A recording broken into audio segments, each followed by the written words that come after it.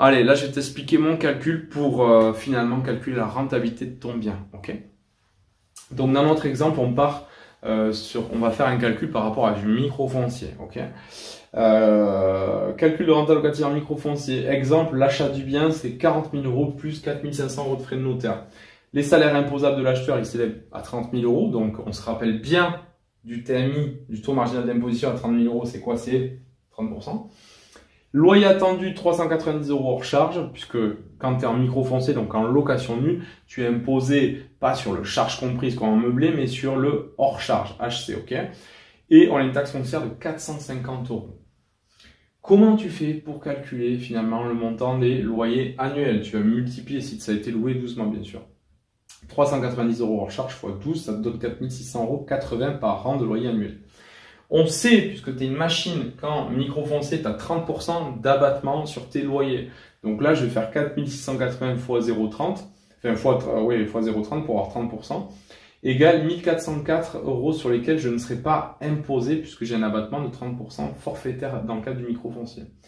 Je vais faire 4 680 euros moins 1404 ici d'abattement, égale 3 276 euros sur lesquels je dois payer de l'impôt. Tu as le TMI, taux marginal d'imposition à 30% dans l'exemple, qui équivaut à 982,80 euros de TMI, et les prélèvements sociaux 17,2%, donc ça fait 563,47 euros de CSG. Tu vas faire 4 680 moins les 982,80 euros parce que tu vas les payer à l'État, et les 563,47 euros puisque tu vas payer également à l'État, ainsi que la taxe foncière 450 euros qu'on va rajouter. Ça te donne un résultat net de 2683,73 euros. Ok.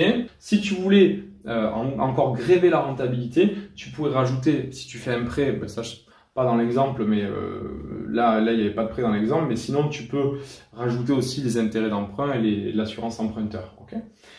Donc 2683,73 euros que tu vas diviser par le prix d'achat, les 40 000, plus les frais de notaire. Ok.